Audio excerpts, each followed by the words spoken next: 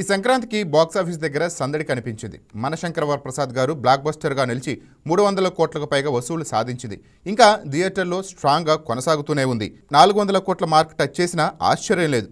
ఇక శర్వానంద్ నటించిన నారీ నారీ నడుమురారి కూడా మంచి విజయం సాధించి ఆయనకు చాలా రోజుల తర్వాత సక్సెస్ అందించింది. నవీన్ పొలిశెట్టి అనగనగా ఒక రాజుతో పెద్ద స్టార్స్ మధ్య నిలబడి హిట్ కొట్టాడు. రవితేజ నటించిన భర్త మహాశయులకు విజ్ఞప్తి యావరేజ్గా ఆడిన సంక్రాంతి సీజన్ ప్లస్ అయింది. అయితే ప్రభాస్ ద రాజాసాబ్ మాత్రం కంటెంట్ లేక డిజాస్టర్గా నిలిచింది.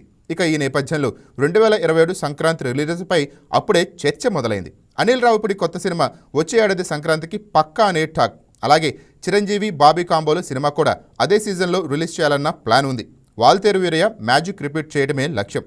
శర్వానంద్ శ్రీనువైట్ల సినిమా కూడా సంక్రాంతికి అని మేకర్స్ ప్రకటించారు.